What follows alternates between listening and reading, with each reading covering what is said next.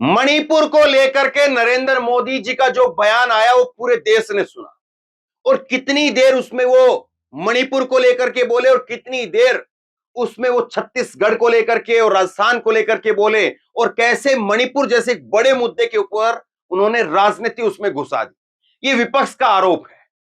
लेकिन आज मैं आपको एक बयान सुनाऊंगा, डॉक्टर मनमोहन सिंह का बयान। वो बयान जो उन्होंने निर्भया के समय पर दिया था।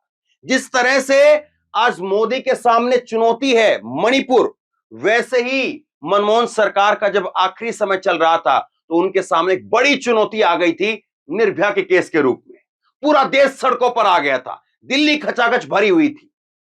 और उस वक्त में डॉक्टर मनमोहन सिंह ने जो बयान दिया था, ये बयान, पूरा बयान जो है मैं आपको पढ़ करके सुनाऊंगा। और इस बयान में डॉक्टर मनमोहन सिंह अपनी 3 बेटियों के जिक्र करते हैं, 3 बेटियों के पिता होने का जिक्र करते हैं। ये बयान पूरा सुनिएगा आप, 3 पन्ने का बयान है। और ये 3 पन्ने का पूरा बयान सुनिए और इसमें देखिए, ढूंढने की कोशिश कीजिएगा कि जिस तरह से नरेंद्र मोदी ने आज अपने बयान के अंदर, जब वो मणिपुर को लेकर के जब उन्होंने बयान दिया, तो कैसे छत्तीसगढ़ और राजस्थान की एंट्री करा करके उसमें राजनीति कराई। तो क्या उसी तरह से डॉक्टर मनमोहन सिंह ने निर्भया के समय पर वो बयान में वैसे ही राजनीति की थी या साफ गोई से बयान दिया था? ये बयान जो है इनका आप यूट्यूब पर जाकर के देखेंगे तो आपको मिल जाएगा। 24 दिसंबर 2012 का बयान है।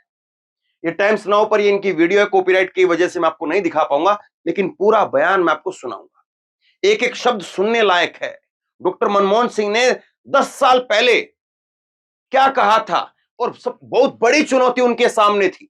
और आज जब मोदी के सामने चुनौती है मणिपुर को लेकर के, तो मणिपुर को लेकर के मोदी साहब संसद में आने के लिए तैयार नहीं। विपक्ष कह रहा है कि मोदी जी संसद में आए, संसद में आकर के बयान दे। लेकिन भाजपा कह रही मोदी जी ने तो बाहर दे दिया बयान, अब बात खत्म करो, अब बयान नहीं देंगे। और दूसरा, उल्टा जो है 3 दिनों से संसद नहीं चल रहा, तो संसद ना चलने का जिम्मा भी जो है वो ठीकरा भी विपक्ष के मत्थे फोड़ दिया। और ये देखिए क्या कह रहे हैं इसमें, ये यहां पर कह रहे हैं कि संसद की कार्रवाई न चलने देने को लेकर के राहुल गांधी पर निशाना साध रहे हैं और कह रहे हैं कि राहुल गांधी नहीं है इसलिए कांग्रेस संसद नहीं चलने दे रही है। खैर छोड़िए इस राजनीति को, मैं आपको लेकर के चलता हूं 10 साल पीछे। 10 साल पीछे आप चलिए और डॉक्टर मनमोहन सिंह ने उस वक्त क्या कहा था जरा सुनिए, ध्यान से सुनिएगा और लोगों तक इस वीडियो को जरूर पहुंचाइएगा। कम से कम अपना 5-10 मिनट का समय खराब करिएगा, लेकिन पहुंचाइएगा जरूर अगर आपको ये बयान ठीक लगे तो, ताकि लोगों को पता चले कि 10 साल पहले की राजनीति क्या थी और आज की राजनीति क्या है।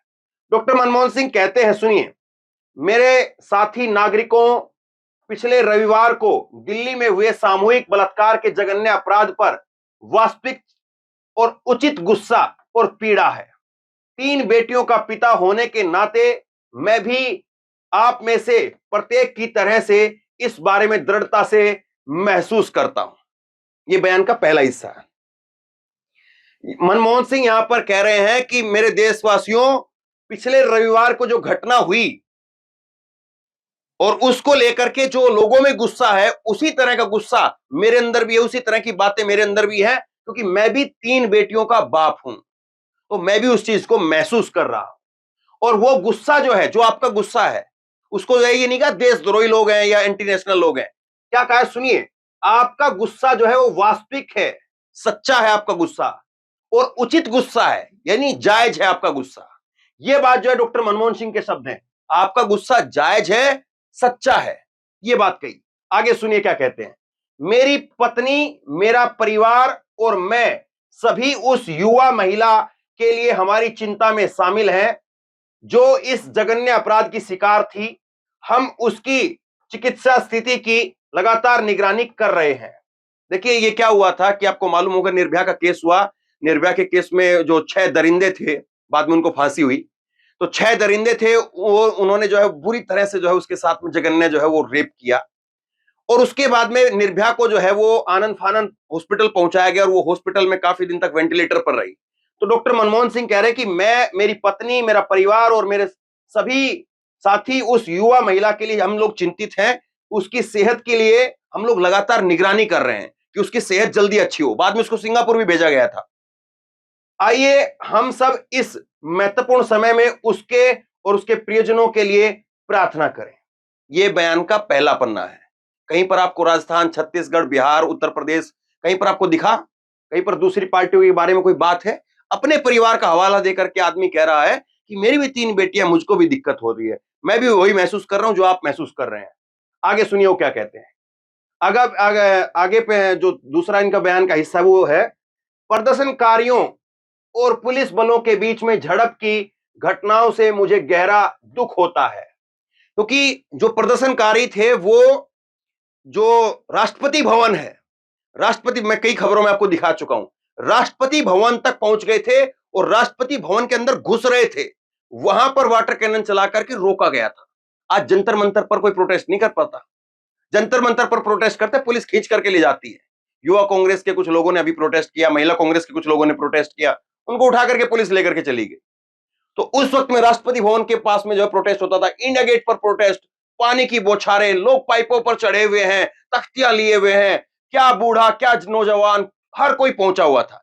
तो उसको लेकर के, क्योंकि पुलिस भी जो है राष्ट्रपति भवन को तो सुरक्षा देनी ही पड़ेगी, तो डॉक्टर मनमोहन सिंह कह रहे कि प्रदर्शनकारी और पुलिस के बीच में जो झड़प हो रही है उससे मुझे गहरा दुख है, इस अपराध पर गुस्सा जायज है। देखिए, लोगों के गुस्से को देशद्रोही नहीं बता रहे हैं, कह रहे गुस्सा जायज है, लेकिन हिंसा से कोई फायदा नहीं होगा। मैं सभी संबंधित नागरिकों से शांति बनाए रखने की अपील करता हूं। मैं आपको आश्वासन देता हूं कि हम इस देश में महिलाओं की सुरक्षा सुनिश्चित करने के लिए हर संभव प्रयास करेंगे। गृह मंत्री पहले ही उठाए जा रहे कदमों के बारे में बोल चुके हैं। यह डॉक्टर मनमोहन सिंह ने कहा। दूसरा हिस्सा है, एक हिस्सा और आगे बाकी है। क्या कहेंगे इसको आप? कहीं पर आपको जो है वो राजनीति दिख रही है, कहीं पर जो लोग तोड़फोड़ कर रहे थे, राष्ट्रपति भवन तक पहुंच रहे थे, इंडिया गेट, सब कुछ वहां पर तहस नहस था, लेकिन कहीं से ये नहीं कहा कि ये लोग जो है वो पैसा दे करके बीजेपी जो है इसमें साजिश कर रही है। ये बयान में कहीं दिख रहा आपको ये शब्द? उल्टा जो है वो जायज गुस्सा है। दूसरी बार जो है ये इस बात को रिपीट किया है कि आपका गुस्सा जायज है, और जो झड़प हो रही है, पुलिस जो है मारपीट कर रही है, पुलिस यहाँ डाल रही है, तो उससे मुझे दुख हो रहा है। ये बात जो है वो यहाँ पर मनमोहन सिंह कह रहे हैं और आश्वासन देते हैं कि महिलाओं की सुरक्षा सुनिश्चित करेंगे। अगला बयान आप सुनिए, जो बयान का अगला हिस्सा है वो सुनिए। और आगे कहते हैं कि हम बिना किसी देरी के न केवल इस भयानक अपराध की प्रतिक्रियाओं की जांच करेंगे, बल्कि महिलाओं और बच्चों की सुरक्षा और इस भयानक अपराधों को करने वालों को भी सजा देने से संबंधित सभी पहलुओं की भी जांच करेंगे। हमारी सरकार आपको हमारे द्वारा उठाए जा रहे कदमों और हमारे द्वारा अपनाई जा रही प्रक्रियाओं के बारे में सूचित करेगी। बयान खत्म हो गया। ये डॉक्टर मनमोहन सिंह का बयान है जो निर्भया को लेकर के उन्होंने बयान दिया।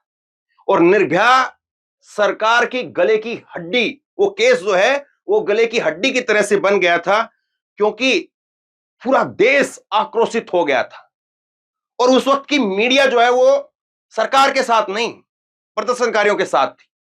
और निर्भया केस को जो है जो डिफाइन किया जाता है मीडिया के अंदर, जो बड़े बड़े आर्टिकल लिखे जाते हैं, आज भी अगर आप उठा करके देखेंगे तो निर्भया केस के बारे में यह नहीं लिखा जाता कि सरकार को उखाड़ फेंकने की एक साजिश थी, ये किसी ने जो है नहीं चलवाया सर। लेकिन मीडिया भी क्या चला सकती है, जो सरकार चाहेगी वही चला सकती है ना। लेकिन उसको जो निर्भया को लेकर के जो केस हुआ, उस बयान को जो है, जो पूरा जो मूवमेंट था, पूरा जो केस था, जिस तरह से भी पूरा देश इकट्ठा हुआ, उसको लेकर के जो लिखा जाता है वो मीडिया के अंदर लिखा जाता है कि निर्भया का केस एक ऐसा केस था जिसने पूरे देश को जोड़ दिया, जिसने पूरे देश को झकझोर दिया, यह लिखा जाता है। यह नहीं लिखा जाता कि बीजेपी ने बहुत बड़ी साजिश करी कांग्रेस के खिलाफ, यह नहीं लिखा जाता। आप पुराने जो आर्टिकल है वो निकाल करके गूगल से चेक करके देखिए, ये पुराना बयान जो है मैंने आपको निकाल करके दिखाया। अब बताइए कि कौन कहां पर कितनी राजनीति कर रहा है। डॉक्टर मनमोहन सिंह सिर झुका करके बैठ करके जो है वो उन्होंने, और टेलीप्रॉम्प्टर नहीं था उनके आगे, ये पढ़ करके बता रहे हैं। इन्होंने अपना बयान जो है वो पढ़ा हुआ है, लिखा हुआ है, और उसके बाद में वो देख रहे हैं, फिर उसके बाद टेलीप्रॉम्प्टर नहीं है। और ऐसा नहीं कि बगैर पढ़ने के बोल रहे हो, मैं ये भी बात आपको बता देता हूं, ये बात भी मैं आपसे जो है वो छुपा करके नहीं रखूंगा कि बगैर पढ़ने के नहीं बोल रहे। पन्ना था, उसमें जो इनका बयान लिखा हुआ था वो बयान को इन्होंने सामने आकर के पढ़ा है। लेकिन इस बयान में कहीं आपको राजनीति दिखी? इस बयान में आपको प्रधानमंत्री नजर आए? इस बयान में आपको कोई पिता नजर आया? इस बयान में आपको कोई देशवासी जो उस घटना से गुस्से में था, वो आपको नजर आया, या इस बयान में कोई ऐसा प्रधानमंत्री आपको नजर आया जो विपक्ष को निशाने पर ले रहा है? ये मैं आपके ऊपर छोड़ता हूं। आप बताइए, आप इसको किस तरह से देखते हैं? अब कुछ खबरें आज की देखिए, आज की कुछ खबरें देखिए। एक तो जो है डॉक्टर मनमोहन सिंह के समय की खबरें हैं। अब आज क्या हो रहा है उसको जरा देखिए। संसद में आज की खबरें बता रहा हूं मैं आपको। संसद में मणिपुर मुद्दे पर चर्चा की जगह हंगामा हो रहा है। सड़क तो सूनी पड़ी है, सड़क पर तो कोई आएगा कैसे? सड़क पर तो टिकने नहीं देते हैं, और सड़क पर जब आएगा तो मीडिया दिखाएगी नहीं उसको, और फिर उल्टा जो है उनको देशद्रोही घोषित कर देती है। ये सरकार को गिराने के लिए जो है वो कांग्रेस का एजेंडा है, ये कह देती है। लेकिन संसद के अंदर, और वो संसद भी कितने दिन चलनी है? 20-22 दिन चलनी, उसके बाद खत्म संसद भी। उस संसद में भी चर्चा नहीं हो रही, मोदी साहब आ ही नहीं रहे चर्चा के लिए, और उल्टा जो है वो उल्टा साहब जो है राजनाथ सिंह, उनका बयान सुनिए। मणिपुर पर सरकार चर्चा के लिए तैयार है, लेकिन विपक्ष गंभीर दिखाई नहीं दे रहा है। इस घटना को गंभीरता से लेते हुए चर्चा होनी चाहिए। अब बताइए विपक्ष जो है वो कितना जो है हमारा नकारा निकम्मा हो गया है कि प्रधानमंत्री जी आकर के संसद के अंदर बोलना चाहते हैं, और वहां पर विपक्ष जो है उनको मुंह बंद करके रखा हुआ है। समझ से परे बात है। यह बयान सरकार की तरफ से आना, सरकार कहती है कि विपक्ष बोलने नहीं दे रहा, विपक्ष चर्चा नहीं करने दे रहा। विपक्ष की कहीं हैसियत है देश के अंदर? कहीं पर सीट है, कहीं पर मेजोरिटी है, कहीं पर विपक्ष का तमगा तक नहीं मिला हुआ है, और कह रहे विपक्ष चर्चा नहीं करने दे रहा है। दूसरी बात देखिए, आज की बता रहा हूं मैं, पुरानी नहीं। पुरानी बताऊंगा तो डेट के साथ बताऊंगा। मणिपुर में रोज 100 एफआईआर, इनमें से 1/3 एफआईआर महिला उत्पीड़न के केस हैं। मतई महिलाओं ने आरोपी का घर जला दिया। तो ये चीजें देखिए आप। कारगिल का एक जाबाज, जो मैंने आपको खबर बताई, वो कह रहा है कि मैंने हर मोर्चे पर देश को बचाया, लेकिन अपनी पत्नी की लाज नहीं बचा पाया। कारगिल का एक सूबेदार वो इस बात को कह रहा है। और दूसरा देखिए भाजपा क्या कर रही है। भाजपा की जो है वो सांसद आती, मोदी जी की सांसद, लोकेट चटर्जी इनका नाम है, और ये बंगाल की घटना का एक जिक्र करते हुए कहती है और रो पड़ती है प्रेस कॉन्फ्रेंस के अंदर। लेकिन वहां पर बंगाल के जो डीजीपी है वो कहते हैं सबूत ही नहीं है। अब इसमें किसको सच्चा माने? बंगाल के डीजीपी को सच्चा माने, या भाजपा के मोदी जी की सांसद को सच्चा माने? और अगर इतनी बड़ी घटना है जिसको लेकर के लोकेट चटर्जी को इतना दुख हो रहा है, वो रो तक पड़ी, और इनके हिसाब से एक महिला है, उनके साथ में उनको नग्न करके जो है वो जो है दौड़ाया गया है, अर्धनग्न करके। तो अगर ऐसी घटना है और उस पर डीजीपी सरासर झूठ बोल रहे हैं, तो चिट्ठी लिखनी चाहिए अमित शाह जी को, गृह मंत्री जी को चिट्ठी लिखनी चाहिए। कुछ ना कुछ तो एक्शन होगा उस पर, पता चलेगा देश को कि कौन सच्चा कौन झूठा। और देखिए, मणिपुर में हमलों के बाद हुए थे रेप। ये आज की खबर है, नव भारत। मणिपुर में हमलों के बाद रेप हुए थे। कारगिल में देश को बचाया, पत्नी को नहीं बचा पाया। ये जो है वो सीएम साहब कह रहे हैं, इस्तीफे पर बोले सीएम, शांति बहाल करना मेरा काम है, इस्तीफा देना मेरा काम नहीं। मैं इस्तीफे के लिए नहीं, मैं शांति के लिए सोच रहा हूं। अगर सोच रहे हैं तो 80 दिन हो गए साहब, कौन रोक रहा है आपको? अब देखिए इसमें कुछ नेताओं के बयान है, वो भी मैं आपको सुनाऊंगा, लेकिन जरा एक खबर ये देखिए आप। एक खबर जो है वो आप ये देखिए। ये खबर है 24 अगस्त 2013 की। 24 अगस्त 2013 की खबर है आज तक की, और इसमें क्या लिखा है? मुंबई गैंगरेप से दुखी हूं, ऐसा नहीं होना चाहिए था, सोनिया गांधी। सोनिया गांधी ने कहा था उस वक्त में मुंबई के अंदर एक ट्रेनी फोटो पत्रकार थी, और उसके साथ में गैंगरेप हो गया था मुंबई के अंदर, और उसको लेकर के इन्होंने दुख जताया। एक बात मैं और बताता हूं आपको, निर्भया की जब बात चल रही है, सोनिया गांधी की बात चल रही है, सोनिया गांधी जो है वो मिलने के लिए गई थी निर्भया की मां से, और वो तो आपको खैर पता होगा, ये बात तो खैर आज मैं आपको बता रहा हूं सोनिया गांधी की। वो आपको पता ही होगा कि निर्भया के भाई को राहुल गांधी ने पायलट बनाने की ट्रेनिंग दी, उसका सारा खर्चा खुद उठाया, और वो प्राइवेट, सरकार के तौर पर नहीं।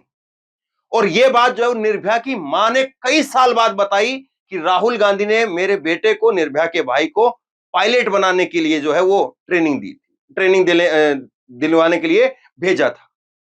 तो ये चीजें तो खैर अलग है। अब देखिए, अब बयान क्या आ रहे हैं निकल के, कुछ जो नेताओं के बयान आ रहे हैं आज की घटनाओं पर, वो मैं बताता हूं।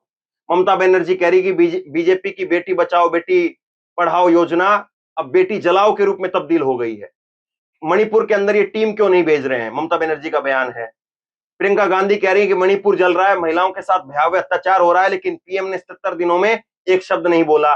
चिदम्बरम कह रहे हैं कि मणिपुर में राष्ट्रपति शासन लगाया जाना चाहिए, दो समुदाय के बीच हिंसा रोकने के लिए, बातचीत सुनिश्चित करने के लिए तटस्थ प्रशासन होना चाहिए। मायावती जी ने कहा है राज्य और केंद्र की सरकार को ऐसे आपराधिक तत्वों को इतनी सख्त सजा दिलवानी चाहिए कि इस प्रकार के जघन्य अपराध दोबारा ना हो। राघव चड्ढा उन्होंने कहा है कि मणिपुर की स्थिति बेहद चिंताजनक है और इस पर तुरंत ध्यान देने की जरूरत है। आज जो हो रहा है वो भयानक है, विनाशकारी है, 2017 से कहीं ज्यादा बड़ा है। प्रियंका चोपड़ा जो कि अभिनेत्री हैं, टीवी एक्ट्रेस हैं, उन्होंने कहा है कि अपराध होने के 70 दिन बाद एक वीडियो वायरल हो रहा है, इस पर कार्रवाई नहीं हुई थी, मणिपुर की महिलाओं को न्याय मिलना चाहिए। और हेमंता बिस्वा शर्मा ने क्या कहा सुनिए। घटना के संबंध में मामला बहुत पहले दर्ज हुआ था, वीडियो भी था, लेकिन इसे संसद सत्र से एक दिन पहले जारी किया गया। कुछ प्रकार की राजनीतिक चीजें शामिल हैं। अब समझ में नहीं आता बीजेपी के साथ राजनीति करता कौन है।